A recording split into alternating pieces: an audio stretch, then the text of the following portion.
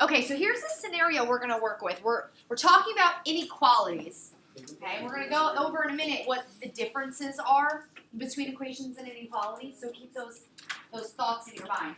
So here we have the hard drive on your computer has a capacity of 120 gigabytes. You have used 85 gigabytes so far. You want to save some home videos to your hard drive. What are the possible sizes of the home video collection you can save? How do we know that this is an inequality and not an equation? Besides the fact that I told you we were working on inequalities today. What is it about the scenario that should tell you it's not an equation? It's going to be an inequality. David. They don't want to know how much gigabytes are going to be left. They don't want to know exactly how many gigabytes are going to be left. Okay, keep going. They're asking possible sizes. Yeah, they're asking possible sizes, which means it sounds like there may be more than one option. Good. Both of those are really great indicators that we're dealing with an inequality. How would we set up an inequality? What do we remember? Let's just summarize anything we remember about inequalities. Jordan. The greater than or equal to. Okay, so we have greater than equal to. Yeah. Greater than or equal to is one of the symbols. What other symbols are there? Less than or equal to? Less than or equal to? I'm bad at this. What else do we have? Is that an inequality? No. What are our other symbols? Greater than? And what else? Less than. Yeah, less than. Any others? What's the difference between less than and less than equal to? Besides the little line. Less than is not equal to. So you can use that number, the number that's less, I guess, Okay. and lower numbers. And then for less than, it's only less than the number, the lowest number. You can't use the lower number, you have to use something less than the number. Okay, so if I was saying less than, the number in that inequality is not a value that would work. Have you anyone ever been to Six Flags? Yeah. Right? Who knows the height restriction for their favorite ride? Oh. Oh, the height restriction? Yeah. Yeah. Which one? Blah, blah, blah. The height restriction for nitro. Nitro? Not nitro, what's it called? King the Ka is what? Oh, I have to give like an exact number. Does anyone know? I think someone in the other class knew Bizarro. They said Bizarro, I think, was 54 Was it inches. Michelle? Because Michelle loves that. Most No. rides are under. So let's use that example. Use Right. 48. If Bizarro, if you need to be at least 54 inches to ride the ride, can you go on the ride if you are 54 inches? Yes. Yes. Yes, that counts, right? At least 54 means 54. What other options do you have? 5, 56, or anything else. Right? If you walk up there and you're 65 inches tall, they're probably not even going to have you measured, right? They're like, all right, you're tall. In this scenario, in this situation, which inequality symbol do we think we're going to use? What's the relationship between the space on my hard drive, that 120, and how much I can add? Less than or equal to. Think about the values. We could break it out this way. This is some information. We're taking information that we know. We're identifying information that we don't know, right? The information that we need. And then we're going to put it together into something mathematical. So here we know our hard drive capacity is 120 gigabytes. What else do we know? What else do we know? We know that the current space we've used is 85. And then we're trying to figure out the size of the videos. If we don't know that, how can we label it? What can we say? It could be V. Very V. Right. So all of this 85 and V, has to be what compared to 120? So definitely equal to is an option because it's possible that I can use all 120 gigabytes. And what other value? So you could even say less than or equal to. And that makes sense, right? Like we can't all of a sudden have 125 gigabytes because we know that the capacity is only 120. For those of you who have phones, I mean, show me a hand if you've had to delete an app or two because you're running out of space. Yeah, I'm guilty. That's why I try to do everything to the cloud now because it gets bad. And I have 128 gigabytes on my phone. It's getting crazy now. Heck, how many pictures do you have? I don't know. I have a lot of music and a lot of apps, but I use them. I promise you, I use the apps. So when we create the inequality, this is the inequality that we're going to solve. And some students really struggle building the inequality because of the symbol. Now, if you go back to this scenario, if you have an inequality and you set up the two things you're dealing with, we have our capacity and we have all of the space that we have. I know this sounds so silly, but I'll say it. If you speak what's happening, you'll actually tell yourself what the inequality symbol is. What I mean by that is just talk about the situation. The amount that I already have plus whatever amount I'm going to add to get in, right, the other stuff, has to be what compared to the capacity? It has to be either 120 or less. Otherwise, it doesn't make sense in this scenario. I can't have more space. So how do I solve that?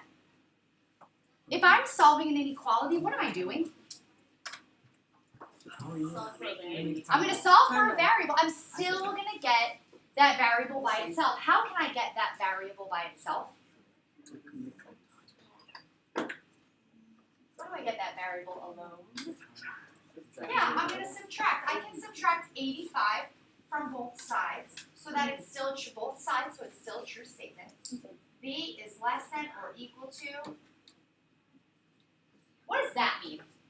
What is my answer here? V is less than or equal to 35. Or it could be like 30 or less than 30. Yeah, it could be 35 gigabytes. It could be less than that. What other amounts work? 30, 12. What amounts don't work? 40, 100. 36. Right? So let's talk about, are there numbers that are less than 35 that don't work? And I don't mean in the solution, because if you just looked at this as an answer, if I said, hey, here's an inequality, solve it, with no context, you're done. But we have a real scenario here. Where would this limit end? Think about the types of numbers that are less than 35. Negatives. Yeah, negative. You can't have a negative video, right? It's not going to be negative gigabytes. So in terms of a real world scenario, you'd probably stop at 0, right? That would still be a sufficient answer. But if you ever had to explain yourself, like how much memory could you use? You could have 0. You could just make no more videos. Or 1 gigabyte, 2. You can't have -1. That wouldn't really make sense based on the context of the situation. Good. So this is a one-step inequality. You've done this before. This is not brand new, but it's a refresher because by Friday, we're going to be working with compound inequalities, which puts limits on both sides. Let's take a look at this scenario. We just worked with an inequality that dealt with addition. What operation's going on here? Division. Division. Yeah. Can I solve that? Yes. How do I solve? What's the idea? I'm going to multiply. Why am I multiplying? So you better on. Why would I multiply? Why You multiply? solve for x. I'm solving for x, and why do you know that if you're solving for x that you have to multiply here?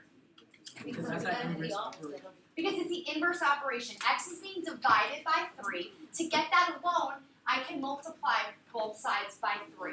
That becomes a big one.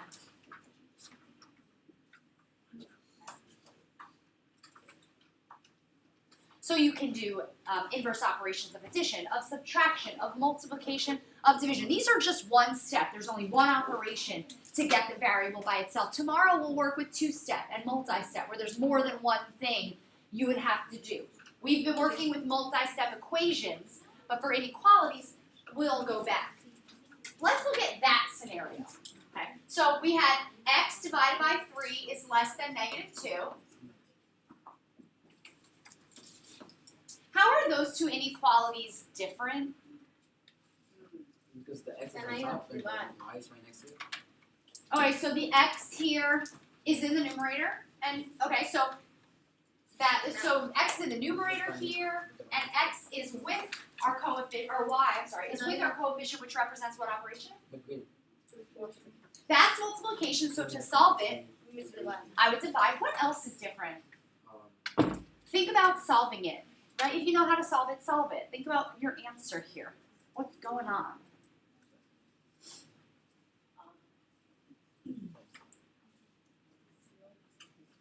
Do we notice anything different?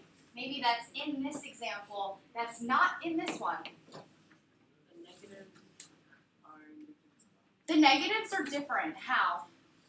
Because that's a negative like coefficient, but then that one over there is like the negative answer, like and that's the number that you have to work off of. Okay, so over here our negative number is a constant, That's and here our negative is our coefficient. How is this going to come into play? How would I solve for y? You're gonna divide I'm going to divide by negative 9. by negative 9. So am I at negative 7 yes? less than or equal to. Yes? Yes. Okay, so we're saying that if I have y is a number less than or equal to negative 7, that this original statement of negative 9y less than or equal to 63 should work, right? Because that's our solution. We're saying if our solution is y is less than or equal to negative 7, any number smaller than negative 7 would work. If I substituted in negative 8 here, what do I get?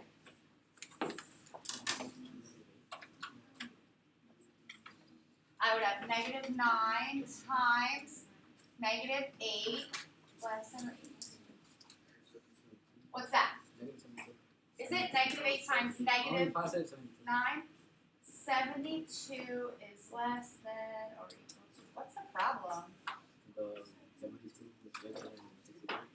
That's not true, right? 72 is not less than or equal to 63. Where did we go wrong? I can do that though, because my answer, what we came up with when we solved, was that y is less than or equal to negative 7, meaning it can be any number that's less than negative 7. So I chose the next integer over of negative 8. I could have done negative 7 if you wanted. But here, it's more clear with negative 8. Because really, anything should work. Negative 8 should work, negative 9 should work, negative 10 should work, but it didn't. Why not? Ooh, I forgot that one. Go ahead. You didn't like on iReady they sound like you're like dividing by a certain thing, you have to flip the sign and all that stuff. Okay, say it again.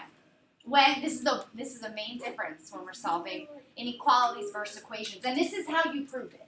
Flipping the sign, When we do what? divide by negative. If we divide or multiply by a negative number to isolate our variable, our inequality symbol changes. It reverses. So in this scenario, and I can actually, you can write this down. Negative 9. Okay. What was the number? I'm sorry. 63. Okay. So this is the example that we just had. And we divided by negative 9. And we kept the symbol. But when we substituted it in, it didn't work, right? We chose the number less than negative 7, and it didn't actually work. If we divide by a negative, we actually reverse the sign. Now, would this work? What is a number? We're saying now our answer is that the value of y is going to be greater than or equal to negative 7. So what's an example of that number? What's a number that's greater than or equal to negative 7? Negative 6. We could use negative 6, we could use negative 5. We could use something really simple too. We could use 0 or 1 because those are all greater than negative 7. So let's try 0. If I substitute in a 0, what's negative 9 times 0? 0. Is 0 less than or equal to 63? Yes. Yeah. It worked. Now I can show you why, right? Same concept though as here. If we had a number line, 0, 1, 2, 3, okay? And then we will do this example as well.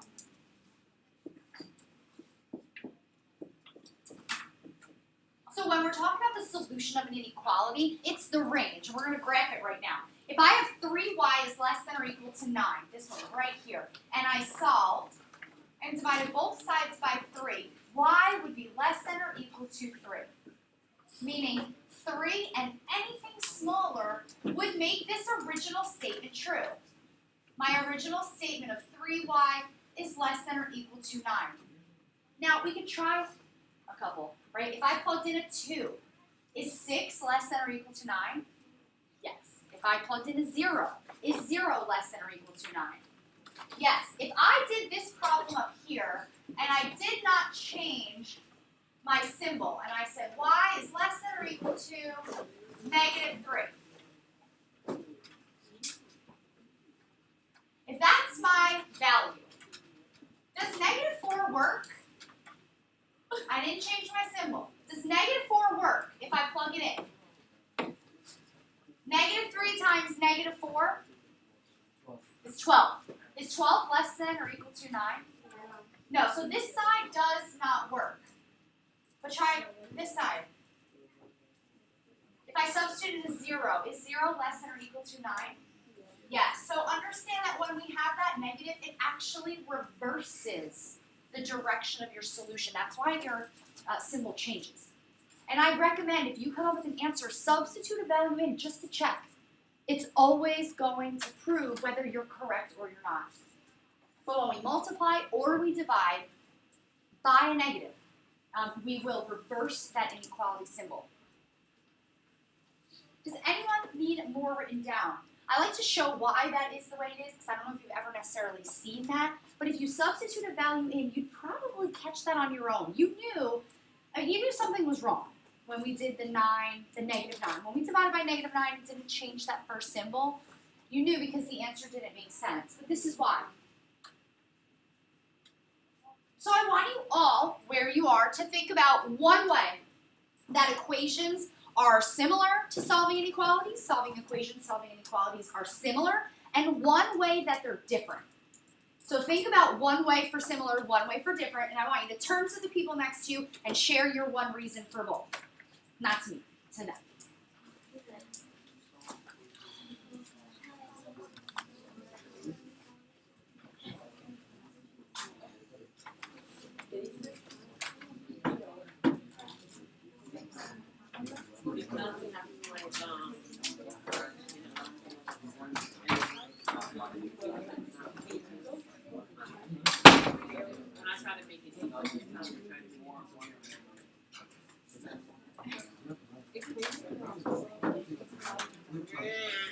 All right, do any of the small groups want to share? Does anyone want to share what you discussed? How are solving equations and solving inequalities similar? Okay, you want to keep going with that? Like, what? So that might be different. So different symbols. If you want it to go over differences as well, we can add them in. What else? Yeah, the process of solving is the same. Right, we're still isolating a variable. What else? What's the biggest difference? Just went over. Okay, the number of solutions is different as well. Because when we deal with inequalities, we're dealing with a range. And if you ever struggle, think about the people who can ride rides. If they say that you need to be greater than 54 inches, it doesn't mean that only the people who are 54 inches tall can ride it. Right? It's if you're 54 or taller. There's your range. Anything else different or similar?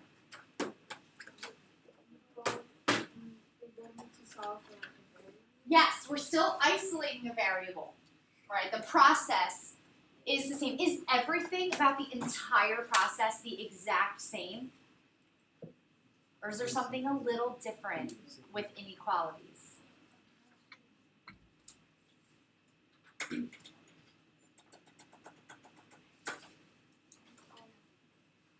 Anything different?